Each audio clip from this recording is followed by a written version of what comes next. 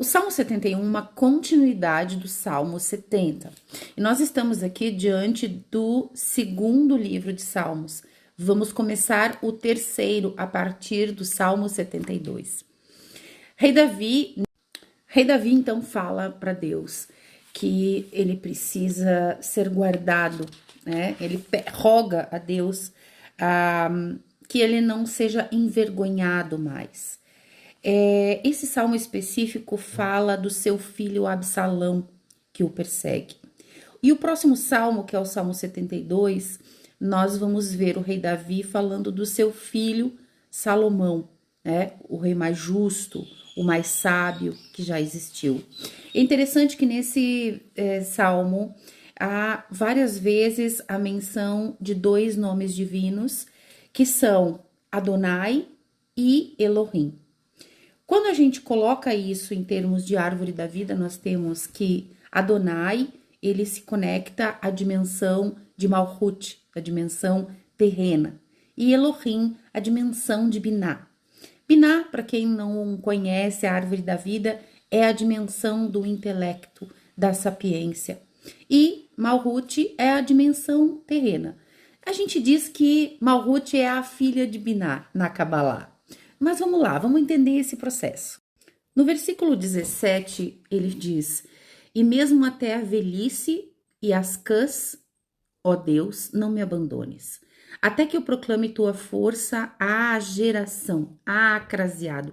Então, rei Davi queria manifestar a luz divina à geração. E aqui a gente tem uma dupla interpretação.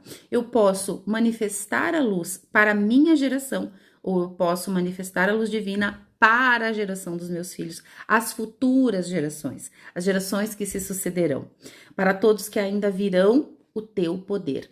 Só que aqui, né, sempre na Bíblia nós temos palavras escritas de formas metafóricas, lembrando que nós precisamos interpretar a nível sódi, que é o que faz a Kabbalah.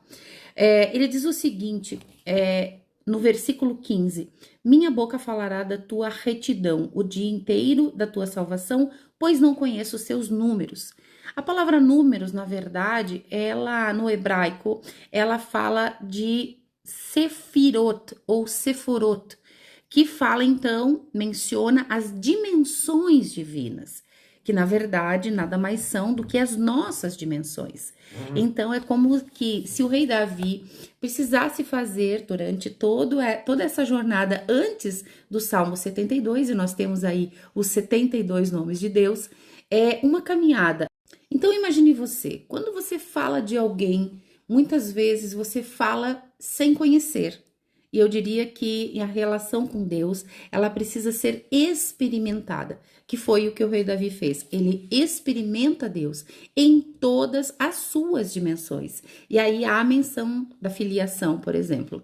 Então, na minha dimensão terrena, material, nós viemos para manifestar Deus na nossa caminhada espiritual. E aí vamos evoluindo no intelecto, né? Na sapiência do que significa Deus na vida, né? Deus não deve estar fora, ele tem que estar dentro. A gente não pode acreditar em Deus, a gente tem que viver Deus.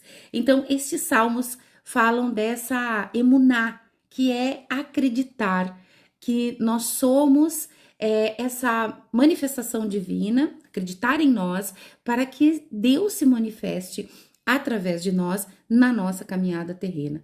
E mais, sem o acesso ao conhecimento, né, ao conhecimento intelectual, ao conhecimento das passagens, cada vez que você aprofunda o teu conhecimento, Deus se manifesta em outras formas, em outras dimensões. Então, como falar de Deus se eu não o conheço, se eu não o experimento? E aí, por isso que ele diz que ele precisa falar, né, quando ele atinge esse nível.